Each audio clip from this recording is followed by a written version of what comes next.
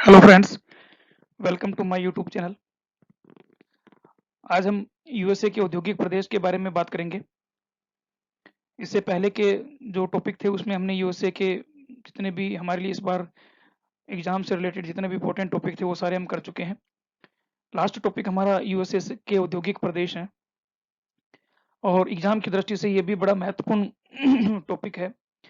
इससे related USA के औद्योगिक प्रदेश से रिलेटेड जो क्वेश्चन हमसे पूछे जा सकते हैं वो किसी एक इंडस्ट्रियल रीजन के बारे में पूछा जा सकता है या फिर यूएसए के कंप्लीट कंबाइंड औद्योगिक या इंडस्ट्रियल डेवलपमेंट के बारे में हमसे कोई क्वेश्चन पूछा जा सकता है। तो हम आज यूएसए के औद्योगिक प्रदेश के बारे में बात करेंगे। क्योंकि एक बड़ा टॉपिक है तो 3-4 वीडियो लेक्चर कम से कम इसमें हमें लगेंगे इस टॉपिक को कंप्लीट करने में। उससे पहले हमारा एक संदेश है आप सबके लिए। वृक्ष लगाकर धरती माँ का कर्ज चुकाइए। वृक्षारोपण कीजिए आप अपने आसपास, जहाँ कहीं भी आपको कंडीशन सही मिले वहाँ आप वृक्ष लगाइए और उनकी देखभाल कीजिए। इस धरती को हरा-भरा बनाने में, इस धरती को खुशहाल बनाने में हम सबका सहयोग, हम सबका योगदान होना ज़रूरी है। तो आप अपने योगदान को निभाइए और वृक्ष लगाकर उसकी देखभाल कीजिए। चलिए हम अपने मूल टॉपिक पे आते हैं, यूएसए के औद्योगिक प्रदेश। तो जैसा कि हम जानते हैं कि यूएसए औद्योगिक दृष्टि से बड़ा ही समृद्ध राष्ट्र है। विश्व की एक औद्योगिक महाशक्ति के रूप में है और जितना औद्योगिक डेवलपमेंट, इंडस्ट्रियल डेवलपमेंट जो है यूएसए में देखने को मिलता है, शायद ही विश्व के किसी और देश में इतना इंडस्ट्रियल डेवलपमेंट देखने को मिले। उसके पीछे बहुत से रीज़न हैं जो कि हमने इसे पहले के क्लासेज में मैं आपको बता चुका हूँ कि यूएसए के इंडस्ट्रियल डेवलपमेंट के पीछे कौन-कौन से रीज़न जो है वो काम कर रहे हैं। तो अगर किसी एक इंडस्ट्री से रिलेटेड हमसे अगर यूएसए के किसी एक इंडस्ट्रियल रीजन से रिलेटेड हमसे अगर क्वेश्चन पुट अप किया जाता है, तो यूएसए के इंडस्ट्रियल डेवलपमेंट से रिलेटेड वो फैक्टर जो हैं वो आप उसमें इंक्लूड कर सकते हैं। तो चलिए हम बात करते हैं यूएसए के इंडस्ट्रियल डेवलपमेंट के बारे में, इंडस्ट्रियल रीजन्स ऑफ यूएसए के बारे में। आर्थिक महाशक्ति है, सर्वाधिक विकसित अर्थव्यवस्था है और यानी जिसका प्रमुख कारण जो है यूएसए में औद्योगिक विकास ही माना जा सकता है। यूएसए की जो टोटल कुल राष्ट्रीय नेशनल इनकम जो है नेशनल इनकम जो है उसका 30% पार्ट जो है वो इंडस्ट्री से प्राप्त होता है। तो इस तरह से हम कह सकते हैं कि यूएसए जो है वो एक इंडस्ट्रियल कंट्री है, औद्योगिक देश है, जहाँ पर वहाँ की अर्थव्यवस्था में महत्वपूर्ण भूमिका जो उद्योगों की होती है। यूएसए में लगभग 400 टाइप्स के जो है इंडस्ट्रियल यूनिट्स जो स्थापित है और जिनमें विश्व के 40% से अधिक जो औद्योगिक वस्तुएँ हैं उनका निर्माण होता है, उनका उत्पादन होता है। औद्योगिक दृष्टि से अगर देखें तो यूएसए में निर्माण उद्योग है या टेक्सटाइल इंडस्ट्रीज़ जो है या इंजीनियरिंग इंडस्ट्रीज़ या पेपर और पल्प इंडस्ट्रीज़ हो गई, इलेक्ट्रॉनिक्स इंडस्ट्रीज़ हो गई, केमिकल इंडस्ट्रीज़ हो गई, ये बड़े और आधारभूत जो बेस इंडस्ट्रीज़ हैं, उनकी फंडामेंटल इंडस्ट्रीज़ जो हैं, उनकी स्थापना जो है यूएसए में हुई है। अगर हम यूएसए को औद्योगिक विकास की दृष्टि से उसके कंप्लीट एरिया को यदि हम देखें, तो यूएसए के कंप्लीट एरिया को 100 डिग्री की पश्चिमी देशांतर रेखा जो है, वो 2 पार्टों में डिवाइड कर देती है। 100 डिग्री पश्चिमी देशांतर रेखा के पूर्व की ओर का जो पार्ट है, उसका इंडस्ट्रियल डेवलपमेंट ज़्यादा हुआ है, जबकि पश्चिमी पार्ट जो है, उसका इंडस्ट्रियल डेवलपमेंट कम हुआ है। इसके पीछे रीज़न ये है कि 100 डिग्री पश्चिमी जो देशांतर रेखा है, उसके पश्चिम का जो पार्ट है, वहाँ पर एक तो धरातलीय विषमता जो है वो फ़ेवरेबल नहीं है, धरातल जो है वो फ़ेवरेबल नहीं है, ऊँचा-नीचा पर्वतीय पठारी धरातल है। दूसरा उस एरिया में जो मिनरल्स हैं उनकी भी क्वांटिटी कम मिलती है और दूसरा मेन रीज़न ये है कि वहाँ पर जो एनर्जी रिसोर्सेज़ है उनका भी अभाव मिलता है। और साथ ही चूँकि पर्वतीय और पठारी एरिया है तो पॉपुलेशन डेंसिटी जो है वो भी कम मिलती है। यानी जनसंख्या का बसाव भी कम है। उस वज़ह से भी क्या है कि डिमांड कम रहती है, इस कारण से उस पश्चिमी पार्ट का इंडस्ट्रियल डेवलपमेंट कम हो पाया है। तो यूएसए में इंडस्ट्रियल रीजन जो है ये 11 इंडस्ट्रियल रीजन हमने डिवाइड किए हैं यूएसए में। तो ये जो इस मैप में लेफ्ट साइड मैप में आप देखिए इनको 11 इंडस्ट्रियल रीजन को दिखाया गया है। सबसे उत्तर पूर्व से हम स्टार्ट करें, ये जो आप मैं जहाँ लाइनिंग कर रहा हूँ, ये यानी उत्तर पूर्व का नॉर्थ ईस्ट का पार्ट यूएसए का ये न्यू इंग्लैंड इंडस्ट्रियल रीजन है, जहाँ यूएसए में सबसे पहले इंडस्ट्रियल डेवलपमेंट प्रारंभ हुआ था। इसके बाद जो दूसरा है उसी के साउथ में मौजूद, उसी के दक्षिण में मौजूद दूसरा इंडस्ट्रियल रीजन जो है यूएसए का सबसे डेवलप्ड इंडस्ट्रियल रीजन है, ये सबसे ज़्यादा विकसित इंडस्ट्रियल रीजन है। न्यूयॉर्क भी इसी में ही शामिल है और जो यूएसए की कैपिटल है वाशिंगटन डीसी वो भी इसी में शामिल है, यानी मिड अटलांटिक रीजन। तो दूसरा है मिड अटलांटिक रीजन जो न्यूयॉर्क से लेकर साउथ में अगर देखें तो वेस्ट वर्जीनिया स्टेट तक जो है, वर्जीनिया स्टेट तक ये मौजूद है और यूएसए का सबसे ज़्यादा विकसित इंडस्ट्रियल रीजन यही है। तीसरा जो है वो है पिट्सबर्ग क्लीवलैंड क्षेत्र। इसी का ये जो हमने मिड अटलांटिक रीजन किया है, इसमें जो ये पेंसिल्वेनिया का पश्चिमी पार्ट है, ये पेंसिल्वेनिया का पश्चिमी पार्ट ये कहलाता है पिट्सबर्ग क्लीवलैंड इंडस्ट्रियल रीजन। ये आयरन और स्टील इंडस्ट्री के लिए जाना जाता है। विश्व की सबसे समृद्ध आयरन और स्टील इंडस्ट्री जो है वो यहाँ पर स्थापित हुई है। चौथा जो रीजन है वो है ये जो यूएसए की ग्रेट लेक्स हैं, खास करके मिशिगन और ईरी। ये आप देख रहे हो, ये लेक जो है ये मिशिगन लेक है और इसके साथ ही ये जो लेक आप देख रहे हो ये है ईरी लेक। तो मिशिगन और ईरी लेक का जो एरिया है, मिशिगन और ईरी लेक का एरिया ये कहलाता है मिशिगन रीजन। तो ये चौथा यूएसए का डेवलपमेंट सॉरी इंडस्ट्रियल एरिया है। और एरिया वाइज ना देखें तो अगर हम देखें, ये देखें कि भाई जो टोटल इंडस्ट्रियल प्रोडक्शन की वैल्यू है, उसका जो कुल मूल्य है, उत्पादन मूल्य जो है, उस उत्पादन मूल्य की दृष्टि से ये मिशिगन एरिया जो है, मिशिगन झील एरिया यूएसए का दूसरा लार्जेस्ट इंडस्ट्रियल रीजन है। पांचवा जो है वो डेट्राइट एरी झील के पास ये जो एरिया, ये डेट्राइट एरिया है। तो डेट्राइट रीजन जो है मोटर कार ऑटोमोबाइल इंडस्ट्री के लिए विश्व में सबसे ज्यादा फेमस है और विश्व की बड़ी ऑटोमोबाइल जो कंपनीज है वो यहीं पर ही स्थापित है। छठा, इसी के उत्तर पूर्व में एक छोटा इंडस्ट्रियल रीजन है जो जिसका नाम है मोहाक वैली। तो मोहाक वैली जो एक छोटा इंडस्ट्रियल रीजन है। सातवां उसके साउथ में ही मौजूद है, ये जो हमने झील एरिया, मिशिगन झील एरिया की है, उसी के दक्षिण में ये जो पार्ट आप देख रहे हो इसको बोलते हैं ओहियो इंडियाना इंडस्ट्रियल रीजन। ये सातवां इंडस्ट्रियल क्षेत्र है। आठवां जो है वो साउथ में मौजूद है, जो टेक्सास से लेकर फ्लोरिडा और उत्तर में ये टेनेसी स्टेट तक। तो ये जो पार्ट है, ये पार्ट कहलाता है साउथ ईस्ट रीजन। इसको सन बेल्ट के नाम से भी पुकारा जाता है क्योंकि अब जो उत्तरी पूर्वी यानी न्यू इंग्लैंड के जो इंडस्ट्रियल यूनिट्स हैं वो साउथ की ओर माइग्रेट हो रही है और इस एरिया में आकर वो स्टेबल हो रही हैं। तो इस वजह से जो न्यू इंग्लैंड का एरिया है, न्यू इंग्लैंड का एरिया रस्ट बेल्ट के नाम से पुकारा जाने लग पुकारा जाता है। और जबकि ये दो दक्षिणी राज्य हैं, इन दक्षिणी राज्यों को सन बेल्ट के नाम से पुकारा जाता है।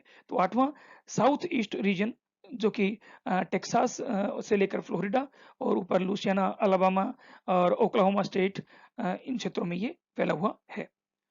नोवा जो है वो है कानवा वैली। तो कानवा वैली आप देखिए, कानवा वैली पश्चिमी वर्जीनिया का एक पार्ट है और कानवा वैली की खास बात ये है कि यहाँ पर यूएसए के सबसे ज़्यादा डेवलप्ड केमिकल इंडस्ट्रीज का विकास हुआ है। तो कानवा वैली पश्चिमी वर्जीनिया का जो पार्ट है, कानवा वैली कहलाता है। 10वां जो है वो कैलिफोर्निया का ये पश्चिमी अगर तटीय भाग देखें तो इस पश्चिमी तटीय भाग में वैसे तो 100 डिग्री पश्चिमी देशांतर रेखा, जो ये 100 डिग्री पश्चिमी देशांतर रेखा डिवाइडिंग रेखा है यूएसए में इंडस्ट्रियल डेवलपमेंट के। तो इसके पश्चिम की ओर इंडस्ट्रियल डेवलपमेंट कम ही हुआ है, लेकिन फिर भी कुछ एक डेवलपमेंट जो है वो खास करके व्योमिंग हो गया, कोलोराडो स्टेट सबसे बड़ा तो कोलोराडो स्टेट है यहाँ पर इंडस्ट्रियल डेवलपमेंट में, रॉकीज पर्वतीय क्षेत्रों में। तो कोलोराडो स्टेट हो गया, व्योमिंग हो गया, इसके अलावा उटा हो गया, नेवादा और एरिजोना में थोड़ा बहुत छोटे छोटे बिखरे हुए इंडस्ट्रियल रीजन मिलते हैं। और इसके पश्चिम की ओर जो प्रशांत तटीय क्षेत्र है, इस प्रशांत तटीय क्षेत्रों में भी कुछ बिखरे हुए जो है इंडस्ट्रियल रीजन मिलते हैं छोटे छोटे। ऊपर की ओर जो ये वाशिंगटन स्टेट जो है, वाशिंगटन स्टेट में सियाटल औद्योगिक प्रदेश है। और इसी तरह से दक्षिण जो पार्ट है, जो कैलिफोर्निया का पार्ट है, ये पश्चिम में 100 डिग्री पश्चिमी देशांतर रेखा के पश्चिम में सबसे ज्यादा विकसित औद्योगिक प्रदेश है। तो ये 11 जो हैं ये यूएसए के प्रमुख इंडस्ट्रियल रीजन है, तो हम इन्हीं के बारे में बात करेंगे। दूसरे मैप में भी यही 11 रीजन जो है, प्रदेश जो है बताए गए हैं और साथ में कुछ मेन जो सेंटर है, इंडस्ट्रियल सेंटर है, वो भी ये दूसरे मैप में आपको दिखाए गए हैं। तो इन्हीं के बारे में हम बात करेंगे। चलिए बात करते हैं। सबसे पहला जो यूएसए का पिट्सबर्ग क्लीवलैंड औद्योगिक क्षेत्र। तो यूएसए का पहला हम जो जिसके बारे में बात करेंगे इंडस्ट्रियल रीजन के बारे में वो है पिट्सबर्ग क्लीवलैंड औद्योगिक क्षेत्र। तो ये जो है संयुक्त राज्य अमेरिका के मध्य पश्चिमी मिड वेस्टर्न एरिया जो है उसमें खास करके पेंसिल्वेनिया से विस्कॉन्सिन स्टेट तक और मिशिगन झील के दक्षिण में ओहियो नदी बेसिन तक का जो एरिया है उस एरिया को कहेंगे पिट्सबर्ग क्लीवलैंड क्षेत्र। खास करके ईरी झील का जो पूर्वी तट है और पेंसिल्वेनिया का जो पश्चिमी भाग है वो इसके अंदर शामिल किया जाता है। इस इंडस्ट्रियल एरिया की या इस इंडस्ट्रियल रीजन की मेन जो बात है वो ये है कि यहाँ पर आयरन एंड स्टील इंडस्ट्रीज का विकास विश्व में सबसे ज़्यादा हुआ है। तो यहाँ लोहा इस्पात उद्योग जो है उसका डेवलपमेंट हुआ है, उसका विकास हुआ है। उस लोहा इस्पात उद्योग के कारण ही यहाँ पर और बहुत से उद्योगों का भी इंडस्ट्री यूनिट्स जो है वो भी स्थापित हुई है, जिनमें ऑटोमोबाइल इंडस्ट्रीज है या जो एग्रीकल्चर जो पार्ट्स हैं या एग्रीकल्चर इंस्ट्रूमेंट बनाने वाली जो इंडस्ट्रीज है उसका डेवलपमेंट हुआ है या केमिकल इंडस्ट्रीज का डेवलपमेंट हुआ है, इलेक्ट्रॉनिक इंडस्ट्रीज, इंजीनियरिंग इंडस्ट्रीज, जो इलास्टिक इंडस्ट्रीज है, इन सभी इंडस्ट्रीज का इस क्षेत्र में विकास हुआ है। कहाँ? पिट्सबर्ग इंडस्ट्रियल रीजन में, पिट्सबर्ग क्लीवलैंड औद्योगिक क्षेत्र में। और यहाँ के जो मेन इस क्षेत्र के जो मेन सेंटर है, इंडस्ट्रियल सेंटर है, उनमें Pittsburgh, Youngstown, Wheeling, Johnstown, Steubenville, Beaver Falls, Cleveland, Columbus, Canton, Louisville, Rockford, शिनवे, फ्लीट, ये यहाँ के मेन इंडस्ट्रियल सेंटर है जहां पर कि इन सभी इंडस्ट्रीज की स्थापना हुई है। पिट्सबर्ग के बारे में अगर बात करें तो पिट्सबर्ग जो है वो यूएसए का सबसे बड़ा आयरन स्टील इंडस्ट्री है। इसे क्या है कि विश्व की आयरन स्टील इंडस्ट्री की कैपिटल कहा जाता है, राजधानी कहा जाता है। इसे अपलेशन कोयला क्षेत्रों से कोयला मिल जाता है। जो झील तटीय क्षेत्र हैं वहां से झील सुपीरियर झील के आसपास के जो तटीय क्षेत्र हैं वहां से इसे लोएस्क मिल जाता है। अल्पेन क्षेत्र से इसे चूना पत्थर की प्राप्ति हो जाती है, तो लाइमस्टोन जो है उसे अल्पेन क्षेत्र से मिल जाता है। और अलेगनी, वीवर और मोहनिंग और सेनो रिवर जो है वहां से इसको जल की आपूर्ति हो जाती है। तो ये मेन रीजन है इस पिट्सबर्ग, यंगस्टाउन, क्लीवलैंड क्षेत्र में आयरन और स्टील इंडस्ट्री के डेवलपमेंट के। तो पिट्सबर्ग क्लीवलैंड जो औद्योगिक क्षेत्र है इसके प्रमुख लोहा इस्पात उद्योग जो है वो ओहियो, अलेगनी और मोनन गहला नदी घाटियों में स्थापित हुए हैं। तो ओहियो, अलेगनी और मोनन गहला रिवर वैली जो है वहीं पर पिट्सबर्ग क्लीवलैंड के आयरन और स्टील इंडस्ट्रीज का विकास हुआ है। पिट्सबर्ग से 35 मील उत्तर में यंगस्टाउन जो है सेकंड सेंटर है यहाँ पर आयरन और स्टील इंडस्ट्री का। और पिट्सबर्ग, यंगस्टाउन जो है ये दोनों मिलकर यूएसए के 40% आयरन और स्टील का प्रोडक्शन करते हैं। यहाँ के अन्य और जो दूसरे आयरन और स्टील इंडस्ट्रीज हैं उनमें मेसिलन, शेरोन, ब्रेडांक कार्नेगी कार्नेगी, जोहान्सटाउन और मेरिज पोर्ट, ये यहाँ की अन्य आयरन और स्टील इंडस्ट्रीज के सेंटर हैं जहां पर कि इस इंडस्ट्री का डेवलपमेंट हुआ है। केवल स्टील और आयरन इंडस्ट्री ही यहाँ पर विकसित नहीं हुई, बल्कि मैंने आपको बताया कि आयरन और स्टील इंडस्ट्री के निकटता की वजह से यहाँ और दूसरी बहुत सी इंडस्ट्रीज भी डेवलप हुई है, जिनमें एक है एक्रोन। एक्रोन का नाम विश्व में बड़े नामों में शामिल किया जाता है। विश्व का सबसे बड़ा रबर उत्पादन केंद्र जो है वो एक्रोन ही है। कांच उद्योग की बात करें तो कांच उद्योग का जो विकास है, कांच उद्योग का विकास अपलेशन पर्वतों के पूर्व में हुआ है। इनमें पश्चिमी पेंसिल्वेनिया, दक्षिणी पूर्वी ओहियो और उत्तरी पूर्वी वर्जीनिया में कांच उद्योग का विकास हुआ है। मशीन टूल इंडस्ट्रीज की अगर हम बात करें तो मशीन टूल इंडस्ट्रीज जो है वो क्लीवलैंड और पिट्सबर्ग क्षेत्र में इनका विकास हुआ है। लगभग पिट्सबर्ग और क्लीवलैंड क्षेत्र के सभी भागों में मशीन टूल इंडस्ट्रीज दिखाई देती है। इसका कारण यह कि यहाँ पर आयरन और स्टील इंडस्ट्री पास में ही मौजूद है। पिट्सबर्ग का वेस्टिंग हाउस और क्लीवलैंड का लिंकन इलेक्ट्रिकल्स और नेला पार्क जो है ये विश्व के प्रमुख इलेक्ट्रॉनिक्स जो सामग्री है उसके उत्पादक केंद्र है। इस एरिया में केमिकल इंडस्ट्री का डेवलपमेंट जो है वो 1945 के बाद ही हुआ था और मेन जो केमिकल इंडस्ट्रीज के सेंटर है वो ओहियो राज्य की उत्तरी सीमा के साथ-साथ इनका डेवलपमेंट हुआ है और उसमें भी ये लोरेन से लेकर पूर्व में आश्ताबुला तक, पश्चिम में लोरेन से पूर्व में आश्ताबुला तक का जो एरिया है वहाँ पर केमिकल इंडस्ट्री का डेवलपमेंट हुआ है। और इसके अलावा जो कुछ अन्य इंडस्ट्रीज इस एरिया में डेवलपमेंट हुई है, उनका डेवलपमेंट यहाँ पर हुआ है, उनमें टेक्सटाइल इंडस्ट्रीज है या कृत्रिम रेशम उद्योग है या रासायनिक उर्वरक उद्योग जो है, इनका विकास इस क्षेत्र में हुआ है। इस मैप में भी आप देखिए, पहला जो मैप है, इस पहले मैप में यूएसए के 5 जो है इंडस्ट्रियल रीजन दिखाए गए हैं। सबसे उत्तर का 1 नंबर का ये जो पार्ट आप देख रहे हो, ये न्यू इंग्लैंड रीजन है। 2 नंबर जो आप देख रहे हो, मिड अटलांटिक रीजन को बताया गया है। 3 नंबर जो है ये मोहाक वैली को बताया गया है। 4 नंबर जो है ये पिट्सबर्ग क्लीवलैंड क्षेत्र है और 5 नंबर जो है ये वेस्टर्न ग्रेट लेक्स का एरिया है। नीचे आप नीचे के डायग्राम में आप देखिए, ये पिट्सबर्ग क्लीवलैंड एरिया को आप इसमें देख सकते हो। तो ये क्लीवलैंड इरी झील के तट पर पश्चिम में क्लीवलैंड और इसके दक्षिण में ये मौजूद है एक्रोन और इसके साथ ही ये व्हीलिंग सेंटर, तो व्हीलिंग भी मेन इंडस्ट्रियल सेंटर है यहाँ का। फिर ये हैगर्सटाउन और ये जो एरिया है ये कंप्लीट एरिया कहलाता है पिट्सबर्ग क्लीवलैंड इंडस्ट्रियल रीजन। तो इसके सेंटर में मौजूद है पिट्सबर्ग की स्थिति, जो पेंसिल्वेनिया प्रांत के पश्चिमी भाग में मौजूद है। ये एक और जो डायग्राम है, इस डायग्राम में भी आप देख सकते हो इसी पिट्सबर्ग क्लीवलैंड एरिया को, ये ईरी झील है। तो ईरी झील के पूर्वी तट से ये शुरू होता है, एक्रोन, कैंटन, यंगस्टाउन, ये इसके मिडल में देखिए क्लीवलैंड और पिट्सबर्ग के मिडल में ये यंगस्टाउन है, यंगस्टाउन। और फिर ये जो पूरा का पूरा आप जो रेडिश एरिया से आप देख रहे हो, बादामी कलर का एरिया देख रहे हो, नीचे मॉर्गन टाउन और उसके बाद ये पेंसिल्वेनिया स्टेट का ये पूरा का पूरा पश्चिमी पार्ट, ये सारा का सारा पिट्सबर्ग, ग्रेटर पिट्सबर्ग का एरिया है, जहाँ पर कि आयरन और स्टील इंडस्ट्रीज का डेवलपमेंट हुआ है। और मेन सेंटर जो आयरन और स्टील इंडस्ट्रीज के है, जैसा मैंने आपको बताया, क्लीवलैंड है, यंगस्टाउन है और पिट्सबर्ग, ये 3 मेन आयरन और स्टील इंडस्ट्री के यहाँ पर सेंटर डेवलप हुए हैं, जो विश्व के सबसे बड़े आयरन और स्टील इंडस्ट्रियल डेवलपमेंट क्षेत्र भी हैं। चलिए नेक्स्ट दूसरा जो इंडस्ट्रियल रीजन है यूएसए का, वो है न्यू इंग्लैंड औद्योगिक प्रदेश। तो यूएसए में जो इंडस्ट्रियल डेवलपमेंट प्रारंभ हुआ था, शुरू हुआ था, वो सबसे पहले यहीं से शुरू हुआ था।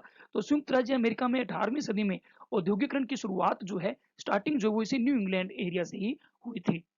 इस औद्योगिक प्रदेश में स्टेट्स की अगर हम बात करें तो मेन, न्यू हैम्पशायर, रोड द्वीप, मैसाचुसेट्स और कनेक्टिकट जो स्टेट हैं, उनको शामिल किया जाता है। उत्तरी पश्चिमी कनेक्टिकट जो है इसमें शामिल है। तो और बोस्टन जो है इस इंडस्ट्रियल रीजन का सबसे बड़ा इंडस्ट्रियल एरिया है और इसे यहाँ की यानी न्यू इंग्लैंड प्रदेश की इंडस्ट्रियल कैपिटल के नाम से भी पुकारा जाता है। इसी बोस्टन में ही सबसे ज़्यादा इंडस्ट्रियल यूनिट्स जो है वो उनकी स्थापना हुई है। और इसके अलावा अगर हम देखें, बोस्टन के अलावा अगर हम देखें तो Providence, fall River, new Bradford, Berkshire, Bridgeport, ये अन्य इंडस्ट्रियल सेंटर्स जो हैं वो इस एरिया में, न्यू इंग्लैंड एरिया में डेवलप हुए हैं। इस औद्योगिक प्रदेश में मोस्टली क्या है कि हल्के उद्योगों का विकास हुआ है। तो यानी जो हेवी इंडस्ट्री है, हेवी और फंडामेंटल इंडस्ट्री जो है वो मोस्टली पेंसिल्वेनिया के पश्चिमी पार्ट में क्लीवलैंड और पिट्सबर्ग एरिया में ही उनका डेवलपमेंट हुआ है। इस एरिया में जो हल्के हल्के उद्योग जो है, उन हल्के उद्योगों का विकास ज़्यादातर हुआ है। और इनमें सूती और ऊनी वस्त्र उद्योग की दृष्टि से तो ये क्षेत्र 1935 तक जो है यूएसए का लार्जेस्ट जो है टेक्सटाइल इंडस्ट्री का एरिया रहा था। लेकिन 1935 के बाद यहाँ की टेक्सटाइल इंडस्ट्री जो है वो साउथ की ओर जाने लगी। लेकिन ऊनी वस्त्र जो है उनमें वुलन जो है, वुलन इंडस्ट्री में आज भी ये यूएसए का लार्जेस्ट एरिया है। इसके अलावा leather industry, machine tools industry, hardware industry, plastic के जो सामान है उनकी इंडस्ट्री या इलेक्ट्रॉनिक्स इंस्ट्रूमेंट बनाने की इंडस्ट्री, घड़ियाँ, रबर के सामान बनाने की इंडस्ट्री और प्लास्टिक के सामान और यातायात के जो उपकरण हैं उनके उद्योग और जो पेंटिंग उद्योग जो है यानी रंगाई छपाई जो उद्योग है, उनका डेवलपमेंट जो है वो विशेष रूप से इस एरिया में यानी न्यू इंग्लैंड औद्योगिक प्रदेश में हुआ है। सूती वस्त्र और ऊनी वस्त्र उद्योग जो है वो इस प्रदेश के सबसे प्रमुख उद्योग हैं। यानी बड़े उद्योगों में अगर बात करें तो बड़े उद्योगों में सूती वस्त्र और ऊनी वस्त्र उद्योग ही यहाँ के बड़े उद्योग हैं। वर्मोंट को छोड़कर, यानी इस में वर्मोंट को अगर हम छोड़ दें तो उसके अलावा पूरे इस न्यू इंग्लैंड प्रदेश में सूती वस्त्र की यूनिट्स जो है वो स्थापित हैं। इस प्रदेश में सूती वस्त्र उद्योग का सबसे ज्यादा जो सेंट्रलाइजेशन हुआ है, केंद्रीकरण हुआ है, वो है रोड द्वीप और मैसाचुसेट्स स्टेट में। तो रोड द्वीप और मैसाचुसेट्स जो स्टेट हैं, वहां पर सूती वस्त्र उद्योगों का सबसे ज्यादा केंद्रीकरण हुआ है। और इन दोनों केंद्रों में ही इस पूरे न्यू इंग्लैंड प्रदेश की 90% जो सूती वस्त्र इंडस्ट्रीज की यूनिट्स हैं वो स्थापित हैं। और 75% जो लेबर है जो कि टेक्सटाइल इंडस्ट्री में काम करती है वो यहीं पर मौजूद है, इन्हीं दोनों एरिया में मौजूद है। इसके अलावा Bristol County, Massachusetts, Providence, Rhode द्वीप, इन राज्यों के Manchester, Fall River, New Bradford, Pawtucket और और वुंसोकेट, ये प्रमुख जो है सूती वस्त्र कॉटन इंडस्ट्री के मेन सेंटर हैं। जैसे मैंने आपको बताया कि 1920 के पश्चात इस प्रदेश के सूती वस्त्र उद्योग जो है उनका स्थानांतरण जो है वो दक्षिण की ओर होने लगा। इसका प्रमुख कारण ये रहा कि यहाँ पर एक तो इंडस्ट्री के स्थापना के लिए जगह की कमी हो गई, और जो भूमि है उसका मूल्य भी ज्यादा हो गया, और मेन बात ये है कि यहाँ जो मानव श्रम है उसका लेबर कॉस्ट जो है वो भी ज्यादा पड़ने लगा। यानी साउथ के जो स्टेट हैं और ये जो एरिया है, खास करके न्यू इंग्लैंड प्रदेश का एरिया हो गया, या मिड अटलांटिक एरिया हो गया, या जो ग्रेट लेक्स एरिया हो गया, वहां पर लेबर कॉस्ट ज्यादा पड़ती है, और उसी की वजह से इस एरिया से इंडस्ट्रियां जो है वो साउथ की ओर जाने लगी। तो वर्तमान में ये जो एरिया है, ये एरिया अपनी हास्यमान अवस्थिति में है, यानी यहाँ पर इंडस्ट्री जो है उनकी कमी हो रही है। लेकिन फिर भी जो यूएसए में बेस्ट क्वालिटी के जो सूती वस्त्र बनते हैं उस क्षेत्र में ये अभी भी अपनी पहचान रखता है, यानी बेस्ट क्वालिटी के सूती वस्त्र तो अभी भी यूएसए के इसी भाग में ही बनते हैं।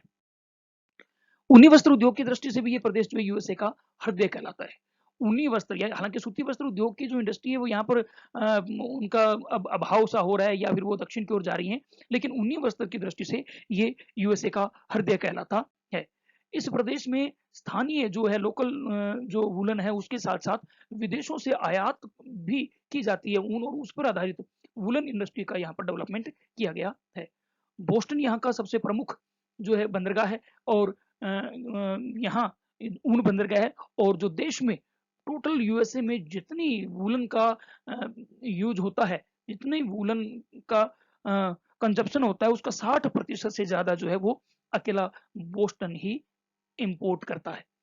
न्यू इंग्लैंड प्रदेश की जो 50% ऊनी वस्त्र की जो यूनिट्स हैं वो पूर्वी मैसाचुसेट्स, और बाकी जो आधी मिले हैं, आधी जो यूनिट्स है वो मेन और रोड द्वीप में मौजूद है। तो मैसाचुसेट्स और मेन और रोड द्वीप, ये स्टेट जो है मेन है यहाँ पर वूलन इंडस्ट्री के, सूती वस्त्र उद्योग की ही तरह। मेन जो यहाँ पर सेंटर है सूती वस्त्र उद्योग के, उनमें लॉरेंस, प्रोविडेंस, वुंसोकेट, होलियोके, लोवेल, ये मेन वूलन इंडस्ट्री के यहाँ के सेंटर हैं। इसके अलावा यहाँ पर जूता और चमड़ा उद्योग जो है उसका भी डेवलपमेंट हुआ है, वो भी यहाँ विकसित अवस्था में है, और इसके सेंटर भी जो है वो पूर्वी मैसाचुसेट्स, न्यू हैम्पशायर और मेन स्टेट में मौजूद हैं। ब्रोकटन, हेबर, हिल और लिन, ये जूता और चमड़ा उद्योग के मेन केंद्र है न्यू इंग्लैंड प्रदेश में। इसके अलावा छोटे जो मशीन टूल्स, छोटे हल्के मशीन टूल्स उद्योगों का विकास भी न्यू इंग्लैंड प्रदेश में, लगभग पूरे न्यू इंग्लैंड प्रदेश में इनका विकास हुआ है। छोटी छोटी इंडस्ट्रीज हैं जो मशीन टूल्स बनाती हैं, और इन इंडस्ट्रीज में यहाँ की जो टोटल लेबर है उसका 40% पार्ट जो वो ऐसी ही छोटी इंडस्ट्रीज में लगे हुए हैं। हालांकि देश का जो प्रथम यानी पहला जो आयरन और स्टील इंडस्ट्री है वो 1965 में लिन में इसी प्रदेश में खोला गया था, लेकिन वो बंद पड़ा है क्योंकि यहाँ पर आयरन और स्टील इंडस्ट्री की स्थापना की उतनी ज़्यादा जो है फेवरेबल कंडीशंस नहीं है जितने की पिट्सबर्ग क्लीवलैंड एरिया में थी। तो इस वजह से यहाँ पर जो बड़े धातु उद्योग है यानी फंडामेंटल जो मेटेलिक इंडस्ट्रीज है उनका यहाँ पर अभाव ही है। न्यू इंग्लैंड प्रदेश की जो औद्योगिक इकाइयाँ हैं वर्तमान में जैसा मैंने आपको बताया हाशमान कंडीशन में है और यहाँ से जो औद्योगिक इकाइयाँ हैं वो दक्षिणी राज्यों की ओर स्थानांतरित हो रही है। यानी साउथ की तरफ जा रही है, यहाँ की इंडस्ट्रीज़ जो है वो साउथ की ओर जा रही हैं और इस कारण से इसे रस्ट बेल्ट के नाम से पुकारा जाता है। मैंने आपको बताया कि यहाँ पर लेबर कॉस्ट ज़्यादा है, जगह की कमी है और और इस वजह से क्या है कि जगह की कमी और लेबर कॉस्ट ज़्यादा होने की वजह से और साथ में क्या है कि यहाँ की इंडस्ट्रीज़ जो है वो पुरानी यानी यहाँ बहुत पुरानी इंडस्ट्रीज मौजूद है क्योंकि सबसे पहले यूएसए में इंडस्ट्रियल डेवलपमेंट यहीं से हुआ था।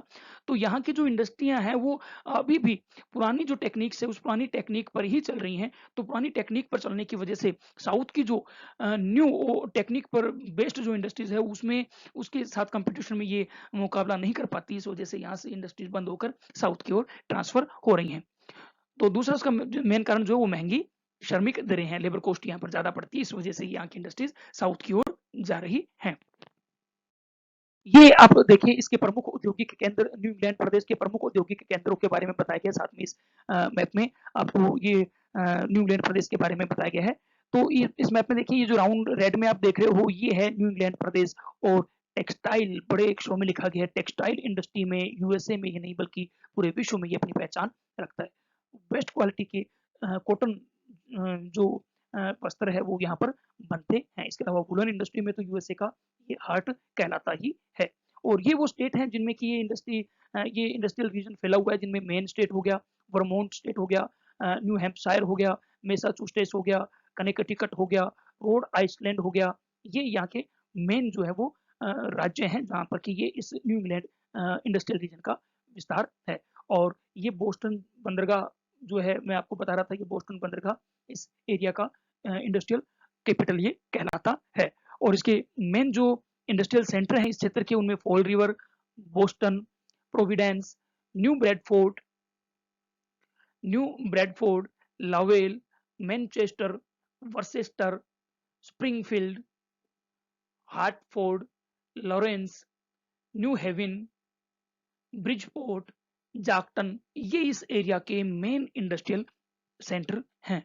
तो ये था हमारा आज हमने 2 इंडस्ट्रियल रीजन यूएसए के किए हैं। एक हमने पिट्सबर्ग क्लीवलैंड रीजन किया है जो कि आयरन और स्टील इंडस्ट्री के लिए पूरे विश्व में विख्यात है और दूसरा हमने न्यू इंग्लैंड रीजन किया है जहाँ यूएसए में सबसे पहले इंडस्ट्रियल डेवलपमेंट शुरू हुआ था और टेक्सटाइल इंडस्ट्री में वो आज भी अपनी विश्व में पहचान रखता है। तो उम्मीद है कि आपको ये लेक्चर अच्छा लगा होगा। आप इसी तरह से बने रहिए, वीडियो लेक्चर देखते रहिए, अपने नोट्स बनाइए इनको देखकर और घर पे रहिए, सुरक्षित रहिए। पुनः आपसे निवेदन है कि पेड़ लगाइए और उनकी देखभाल कीजिए। Thank you so much.